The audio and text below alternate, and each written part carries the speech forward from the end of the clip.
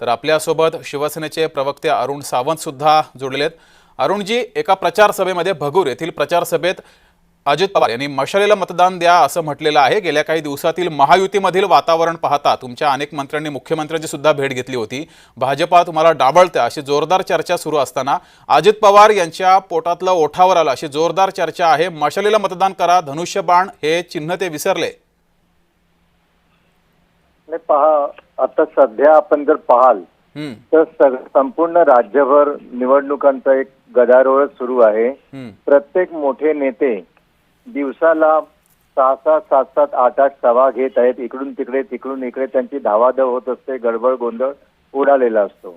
तर अशा वेळेस घाईघाईमध्ये काही नेत्यांच्या तोंडून कधी कधी चुकीच्या पक्षाची नावं सुद्धा घेतली जातात किंवा चिन्हांची नावं घेतली जातात। तशातला हा प्रकार असू शकतो।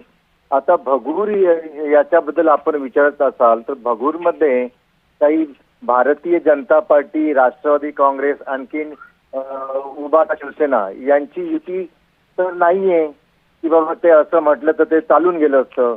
याचा अर्थ असाच निघतो की कुठेतरी काहीतरी बोलताना घाईघाईमध्ये गडबड उडालेली आहे। नाही, मात्र अरुणजी, एकदा बोलले असते तर आपण समजून घेतलं असतं की हे घाईघाईमध्ये आहे, गडबड उडालेली आहे। मात्र एकदा नाही ते तीनदा बोललेले आहेत। मशालीला मतदान करा असं तीनदा बोललेत। महायुतीमध्ये पहा, एवढ्या घाईघाईच्या सभा चालू आहेत की 10-10, 15-15 मिनिटात सभा आटपून दुसरीकडे परत जायचं असतं कित्येक किलोमीटरवरती।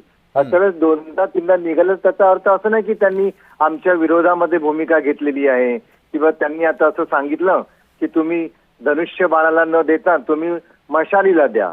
तर असा काही कुठेही नाही, कारण तुम्ही जर अभ्यास कराल तर तुम्हाला कळून येईल की त्याच्या पुढच्या सभेमध्ये ते काय म्हणाले आहेत किंवा त्याच्या अगोदरच्या सभेमध्ये ते काय म्हणाले होते। याच्यावरून सुद्धा आपल्याला अंदाज बांधता येतो ना। चुका ह्या होतात, शेवटी मानव आहे तो मानव। घाईघाईमध्ये जेव्हा अशा गोष्टी घडत असतात तेव्हा आमच्याकडून सुद्धा होतात ना त्या चुका अनेकदा।